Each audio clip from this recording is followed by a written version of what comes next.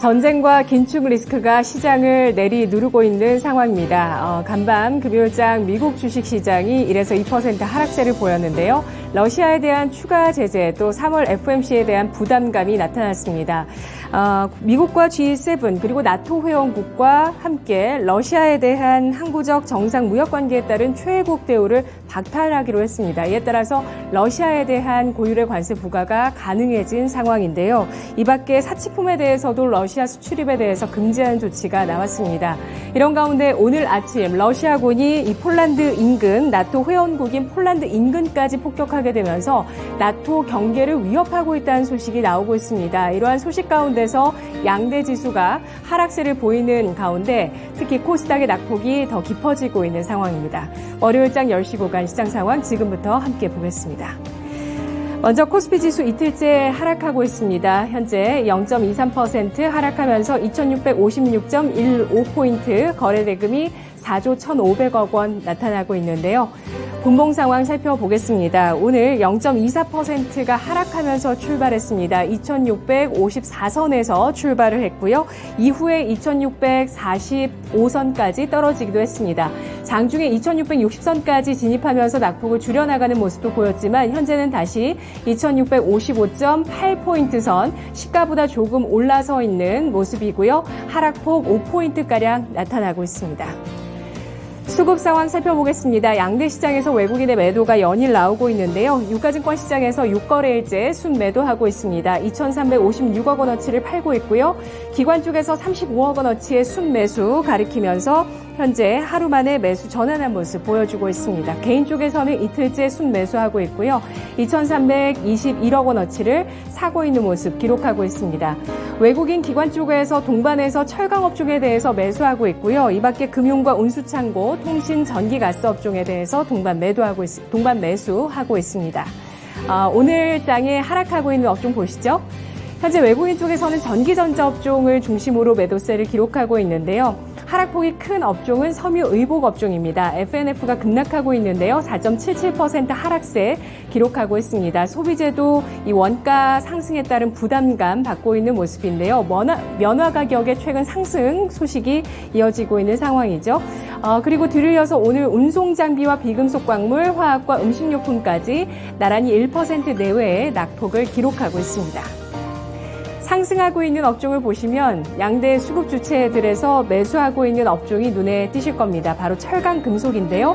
2.35% 상승을 기록하고 있고요. 이 밖에 통신과 은행, 건설과 기계 업종까지 나란히 1%에서 1% 후반 오르면서 오늘장 경기 방어주 그리고 은행주와 소재 산업재 쪽에 상승세가 눈에 띄고 있습니다. 시가총액 상위 종목군 움직임 보겠습니다. 혼조 양상을 띠고 있는데요. 먼저 LG 에너지 솔루션, 코스피 200 등 주요 지수에 편입된 이후에 금요일장에 공매도에 대한 우려가 나오면서 신저가를 경신했습니다. 오늘 추가 하락하고 있는데요. 낙폭이 6% 넘게까지 나오면서 36만 6,500원 선 52주 신저가 경신하고 있는 모습입니다. 미국장에서도 이 공급망에 대한 우려가 나오면서 테슬라 등 전기차 주식들이 급락세를 나타냈는데요. 전기차의 핵심 소재인 리튬과 니켈 가격이 최근에 급등하고 있고 공급망 차질에 대한 우려가 나오고 있습니다. 이에 따라서 테슬라는 전기차 가격의 인상 소식을 내놓았고요. 리비안 같은 경우는 올해 출하량 목표를 절반 정도 낮추는 2만 5천 대로 발표하는 소식도 나왔는데요. 이와 함께 전기차의 공급 차질에 대한 이슈가 제기가 되고 있는 상황이고요. 양대 시장에서 배터리 관련 주식들의 약세가 나타나고 있습니다. 시가총액 상위 종목 가운데 오늘장 셀트리온의 상승, 급등이 나타나고 있죠. 7.8%, 18만 6,500원 선의 거래가 되고 있습니다. 호재가 나왔는데요. 노출됐지만 이후에 주가가 크게 상승하고 있습니다. 4년 동안 이어졌었던 불확실성이 해소됐습니다. 회계 감리 결과가 발표됐는데요. 그 결과 고위분식 회계 혐의에서 벗어나게 되면서 양대 시장에서 셀트리온 그룹주 동반해서 강세를 기록하고 있습니다. 이번 차기 정권의 정책 수혜주로 부각되고 있는 카카오와 네이버도 동반해서 상승하고 있는데요. 특히 네이버가 4거래일째 상승하면서 2% 넘게 오르고 있습니다. 10만 4천 원 선에서 거래가 되고 있고 네이버도 0.6% 플러스권 기록하고 있습니다. 오늘 한 증권사에서는 미국과 중국 대비해서도 우호적인 플랫폼 산업의 환경이 조성될 것으로 예상하는 분석이 나오기도 했습니다. 오늘 포스코 주가 상승 2.66%, 오늘 철강주의 상승도 눈에 띄고 있는 상황입니다. 유가증권 시장의 첫 번째 특징 잡아보도록 하겠습니다. 실적 전망과 자금 조달 이슈 보도록 할 텐데요. 먼저 영원무역입니다. 4분기 비수기에도 양호한 실적을 거뒀다는 평가 나오고 있습니다. 앞으로 리오프닝의 수혜에 대한 기대감도 나오면서 오늘 한 증권사에서 목표 주가를 상향하는 리포트가 나왔는데요. 4분기 실적 환율 효과가 있었고 바이어들의 수주 증가까지 더해졌습니다. 영원무역의 수주처들이 고성장하고 있는 패션 트렌드에 위치하고 있어서 안정적인 수주가 예상된다는 분석이 나왔는데요. 영원무역의 주가 현재 2% 넘게 상승하면서 44,000원의 주가 움직임 나타내고 있습니다. 포켓몬빵 드셔보셨나요? 추억의 빵이 재출시되면서 흥행을 일으키고 있습니다. 특히 BTS RM도 더 생산해달라는 그런 내용을 SNS에 올리게 되면서 더 큰 관심을 받고 있고요. 이 포켓몬빵을 생산하는 SPC 삼립이 오늘장 5.9% 상승세를 기록하고 있습니다. 연일 오름세를 기록하고 있고요. 오늘장까지 사흘째 상승세가 나타나고 있습니다. 실적 부담감이 있는 종목도 있습니다. 메디톡스인데요. 지난해 일회성 이익이 반영되면서 기저 효과가 이번 올해 실적의 올해 실적의 감소로 이어질 것으로 예상이 되고 있습니다. 메디톡스의 주가 현재 1.8% 하락하면서 12만 5,600원 선에 거래가 되고 있고요. IT 세미콘입니다. 3거래일 연속 상한가 기록하고 있습니다. 2,635원 선 현재 기록하고 있는데요. 시가총액의 3배 훌쩍 넘는 자금을 조달했다는 소식 호재로 작용하고 있습니다. 유가증권 시장 두 번째 특징도 함께 알아보겠습니다. 글로벌 상품 가격이 강세를 보이면서 그에 따른 수혜주로 산업재 섹터의 종목이 오늘 꼽혔습니다. 한 증권사의 분석이 주목되고 있는데요. 유진투자증권에서 러시아 전쟁이 종료되더라도 앞으로 상품 가격이 팬데믹 이전보다 더 높게 유지될 가능성이 높겠다라고 분석을 했는데요. 이에 따라서 산업재 종목들의 투자 매력도가 높아지고 있다고 판단하고 있습니다. 4분기 판가 인상이 있었던 진성 TEC에 대해서 분석을 하고 있는데요.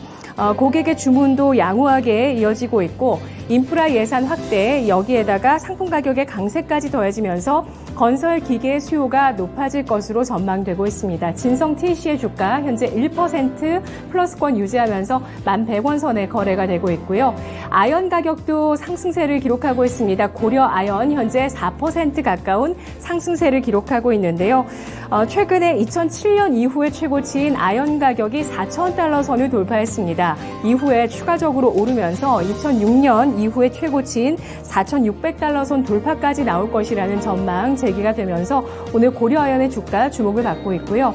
그리고 곡물 가격이 계속해서 상승세 이어 나가고 있습니다. 밀, 옥수수, 대두 등의 주요 곡물 가격이 지난해 같은 기간보다 최대 70%까지 급등했다는 분석이 나오게 되면서 오늘장 사료주, 팜스토리, 비료주, 효성 OMB 나란히 3%에서 4% 오름세. 다만 이러한 상품 가격 관련 주식들은 음봉을 기록하거나 윗꼬리를 보이고 있다는 점 체크해 보시죠.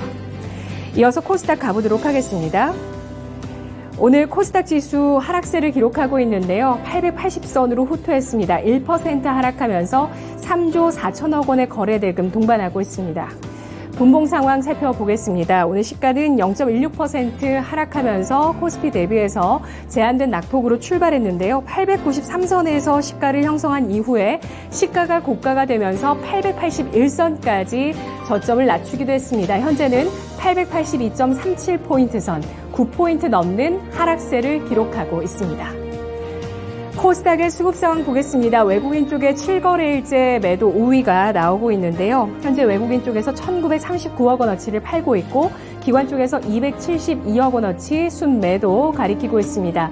개인 쪽에서 2,255억 원어치를 사면서 지수 하락을 방어하고 있고요. 개인 쪽에서 이틀째 매수세에 나서고 있습니다. 코스닥의 시가총액 상위 종목군도 유가증권 시장과 마찬가지 구도가 펼쳐지고 있습니다. 배터리주의 약세가 일단 눈에 띄고 있는데요. 에코프로 BM이 5%, LNF가 7%, 그리고 첨보까지 6% 하락하면서 나란히 2거래일째 하락세가 이어지고 있는 상황입니다. 이런 가운데 셀트리온 헬스케어가 4거래일째 오름세를 보여주는데요. 10% 넘게 급등하고 있고요. 셀트리온 제약도 4년 묵은 불확실성이 해소되면서 12%까지 급등하고 있습니다. 코스닥의 특징 살펴보도록 하겠습니다. 안철수 테마주가 4거래일째 강세를 이어가고 있습니다. 대선 결과가 나온 이후에 연일 상승하고 있는데요. 재료가 나왔습니다. 윤석열 대통령 당선인이 대통령직 인수위원장에 안철수 국민의당 대표를 선임했다라는 소식이 나오면서 오늘 안철수 테마주가 강세를 기록하고 있습니다. 안랩이 2% 상승하고 있고요. 오늘 현재 10시 구간 탄력은 좀 떨어집니다. 써니전자, 까뮤 ENC 윗꼬리를 달면서 4% 나란히 상승합니다. 마지막으로 오늘 코스닥의 특징 정책주입니다. 윤석열 대통령 당선 이후에 차기 정부의 정책에 대해서 여러 가지 이야기들 나오고 있는데요. 오늘 장은 이 내용이 부각되고 있습니다. 바이오 헬스케어를 5대 메가테크 중 하나로 육성하겠다라는 그 약속이 부각되면서 오늘 윤석열 테마주로 묶이고 있는 유헬스케어 테마 움직임 보실 수 있는데요. 지니너스가 6%까지 강세를 기록하고 있고요. 인성정보, 유비케어, 비트컴퓨터, 라이프 시멘틱스까지 나란히 4%에서 13% 급등하고 있습니다. 그리고 선거 유세 가운데서도 AI 관련한 기술이 좀 많이 눈에 띄었었는데요. 윤석열 당선인도 차기 정부의 핵심 공약 가운데 하나로 세계 최고 수준의 AI 산업 육성을 목표로 내세웠습니다. 이에 따라 적극적인 투자가 기대가 되고 있고요. 현재 마인즈랩이 12%까지 강세를 기록합니다.